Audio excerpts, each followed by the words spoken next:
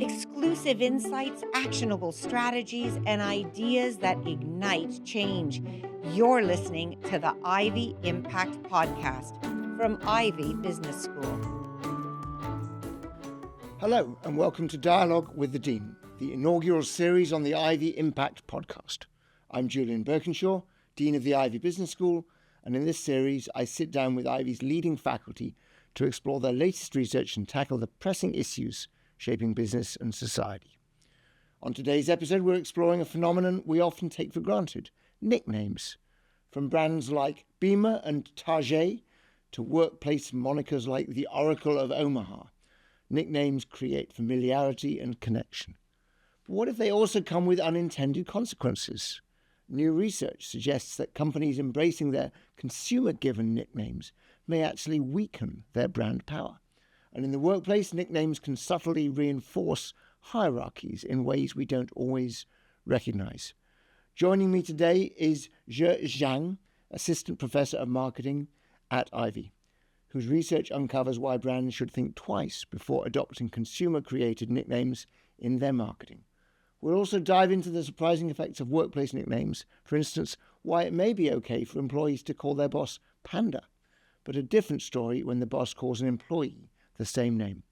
So should we embrace nicknames or retire them? Let's find out. Zhe, welcome to Dialogue with the Dean. It's great to have you. Pleasure. Thank you. Thanks. So just before we get into your research, just tell us how you got to Ivey. What's your path to Ivey as a faculty member? So I started as a chemist, and my first PhD was actually in chemistry before I started in marketing. And I got to Ivey in 2022, and my research is about branding and marketing communications. Got it. So you have 2 PhDs? Yes. Wow. Okay, that's more than me. So tell us a little bit about how you got into nicknames. We're going to start with corporate nicknames, and then we'll get to personal nicknames. What was the sort of motivation for that as a phenomenon study? So it all started with my dog's name. His name is Matt, like Matthew. So I got people ask me all the time, how could you give a dog a human name? And that intrigued me to understand how companies and consumers name brands. And I found those interesting examples that for McDonald's, they embraced a nickname, a Maca in Australia. So if you go to Australia, you see Macas, it's actually McDonald's there. But some companies took the different approach, such as Chevrolet. The company used to have a no nickname policy that people or employees in the company cannot use the nickname Chevy. They have to say Chevrolet. And as a matter of fact, that they got so serious with this no nickname policy, they even had a swear jar in the company that if someone said Chevy, they're supposed to put a quarter into that swear jar. So all of these examples are fascinating, and at the same time, it tells us that marketers and practitioners, they do not have a clear sense of what to do with nicknames. Right. This is what triggers me to study this. And so, as you say, so some companies embrace these nicknames, other companies shy away from them and try to actually make them, unacceptable. What are the kind of types of nicknames out there? I mean, I guess some of them are positive and some of them are negative. Some of them are almost like linked to the actual letters of the name. Others are just sort of what people use. Can you give us a sense of the types of nicknames you see? Yes, there are positive nicknames and there are negative nicknames, but in our examples, we found that nicknames can be generally categorized into 3 types. The first type is phonetic similarity. So, for example, Beemer for BMW, Starbucks for Starbucks. The second type is based on the brand's characteristics. For example, Big Blue for IBM, Big Brown for UPS, or Wallywood for Walmart. And this third type is based on the aesthetic attributes of the product. For instance, buggy for Volkswagen cars. So these are the 3 major types we found. Got it. I remember I'm from Europe originally, and there was a Belgian airline called Sabine. And that became lengthened to, as an acronym, such a bad experience, never again. Now, Sabine no longer exists as an airline, which is why I don't mind using it. But I guess there's quite a lot of these negative nicknames out there, particularly for brands which you've had a bad experience. Exactly. For example, you have Taco Hell for Taco Bell. A Canadian example would be crappy tire for Canadian tire. Yeah, indeed. And obviously the companies don't like this and they do their best to stop them being used. But the trouble is you can't stop people using a nickname. That's just common parlance. Exactly. Right. So tell us a little bit then about the study you did, because we all recognize that nicknames exist. And I imagine it's actually quite difficult to get a sort of a rigorous study of the effects. So you have this paper, and for the audience's interest, I mean, this has been picked up by the Wall Street Journal, The Economist magazine, Harvard Business Review. I mean, you've got a lot of press around this. BMW is powerful, Beemer is not. Nickname branding impairs brand performance. So that is actually it's almost like the summary of the paper. But just take us a step back. How do you study something like this? What was the actual thing that you did to study nicknames? So in my previous studies, I looked into how consumers use nicknames can affect brand performance. And in those cases, we found that either it's an individual consumer use nickname in their daily conversations, or even consumers use nicknames in a social context, such as online reviews and social media posts. They always benefit the brands. But we recently see that some brands start to adopt their nicknames in their marketing. For instance, Bloomingdale opened a new Bloomy store, and Nordstrom renamed their loyalty program as the Nordy Club. We are interested to understand whether it is a good idea for brands to adopt those nicknames as well. And what we found is that it's actually going to hurt brands' performance. For instance, the stock price for Bloomingdale's and Nordstrom, after they made the official announcement of adopting those nicknames, their stock price dropped by 4%. So which suggests that it is not a good strategy for brands to adopt their nicknames. And we conducted a few other studies to look into different metrics of brand performance. In one study, we found that when Chevrolet posted their social media posts, including their nickname Chevy in there, the likes and shares for those posts reduced by 3 to 4 times less than using their formal names. And we also conducted a number of studies looking into click-through rate for online advertisements. We found that that's lower if you use a brand nickname in there. It also can reduce consumers' willingness to purchase, as well as their brand choice if a nickname is used. I mean, it sounds like this is almost like uniformly negative. So your simple advice is to companies, don't do that. I mean, don't adopt the nickname that people have given you. Sort of stay above that and always use your formal name. Is that the advice? Are there any circumstances where that advice does not apply? So we looked at a few contingent effects for this phenomena, and we found if you are a competent brand, this effect is going to get stronger. For example, if you're a law firm, that if you adopt a nickname from the consumers, that's actually going to hurt your brand more than, say, if you're a local family restaurant or a charity group. We also found that if brands are using those nicknames for communal communication goals, that is to talking about the farewell of other people, then using nickname, the negative effect might be weakened.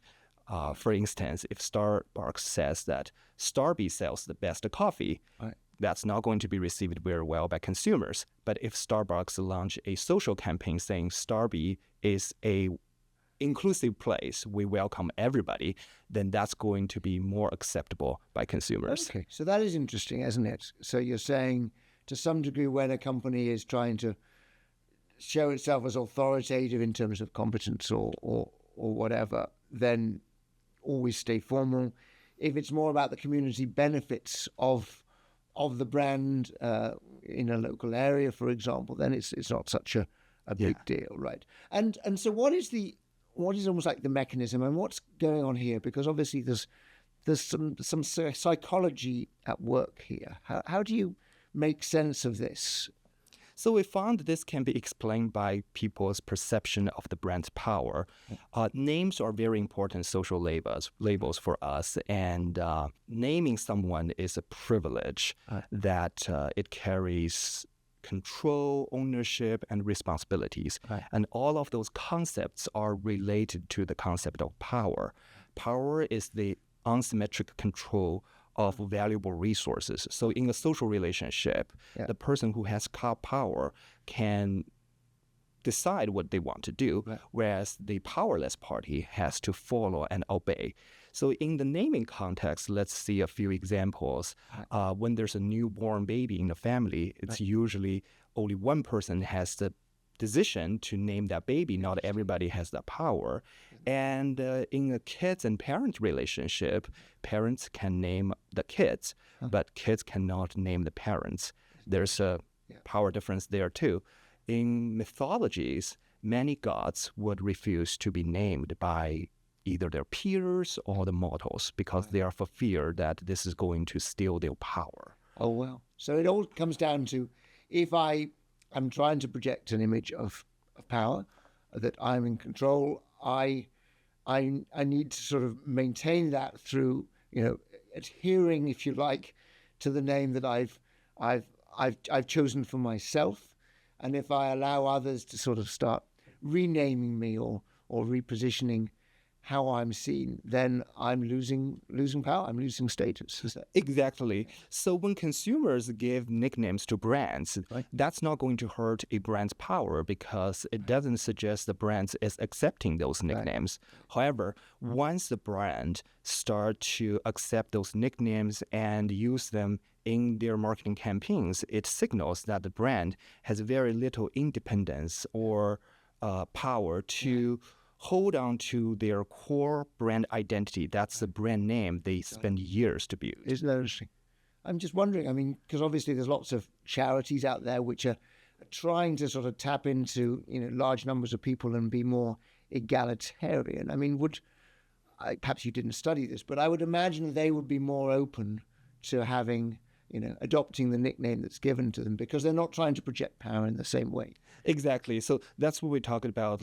If you're a local family restaurant, then you want to be perceived as more warm and more approachable from the community. So using nickname may not be that a bad idea. Yeah, fascinating.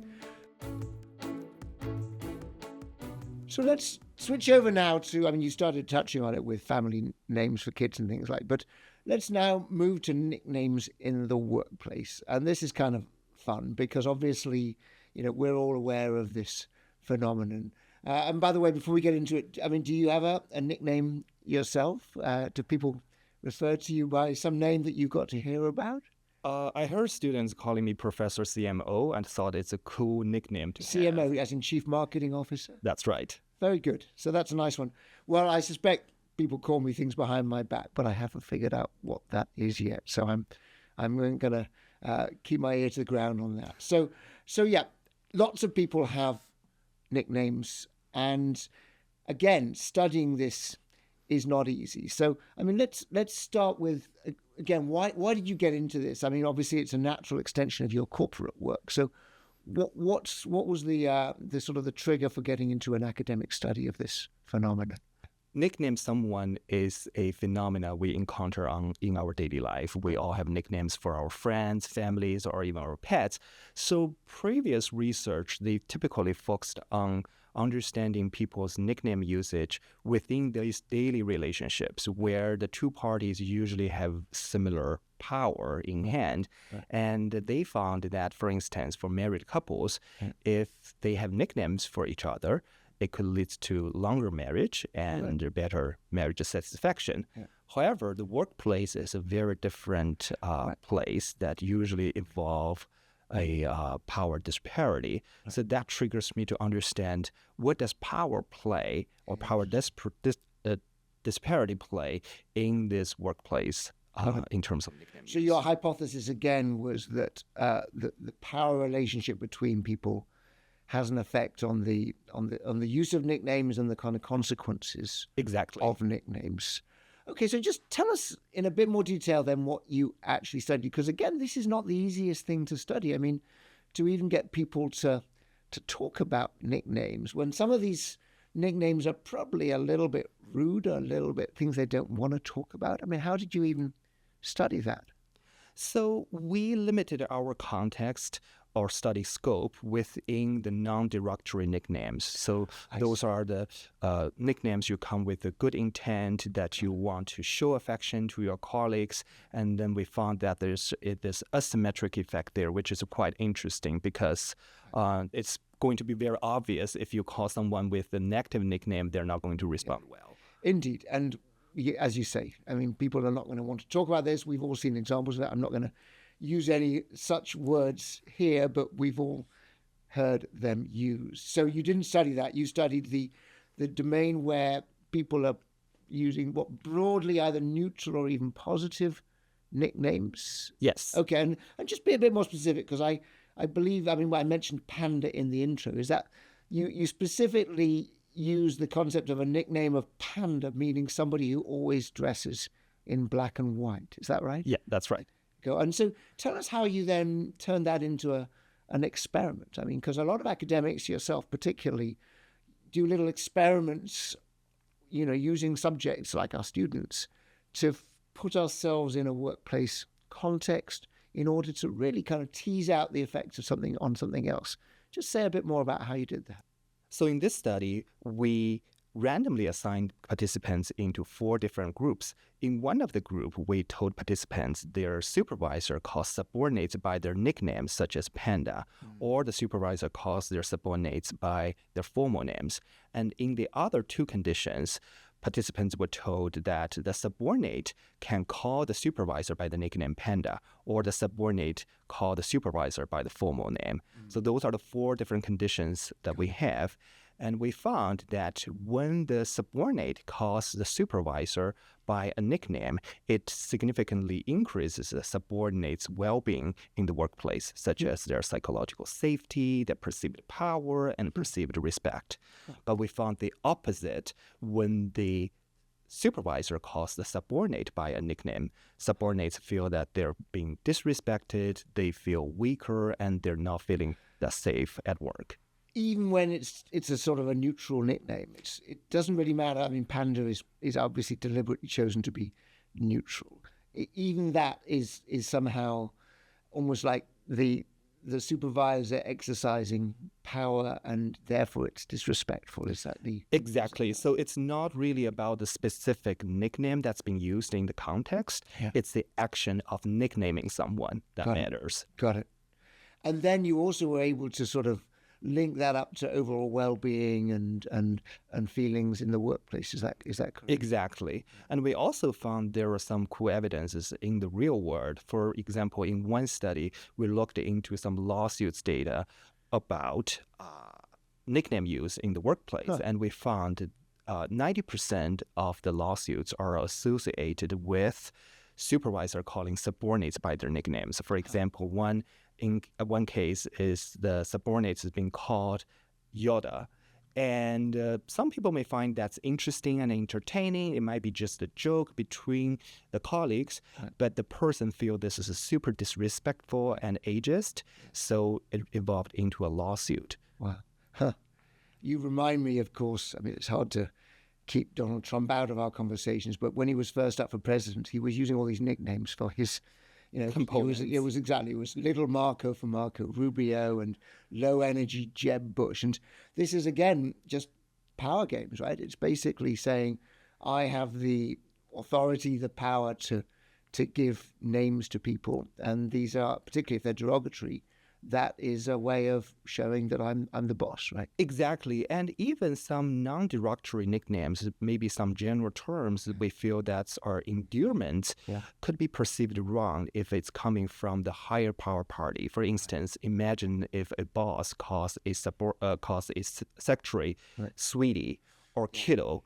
These may not be bad intended, but they perceive it to be wrong. No, indeed. And so again, the advice is pretty straightforward here. Is that right? I mean, the advice is, as a senior person, do not use nicknames with your subordinates. Is it as simple? Or check with the person. So one suggestion we had is that, regardless you are the supervisor or subordinate, if you want to use a nickname for someone else, make sure you want to talk to that person first and make sure that they're good.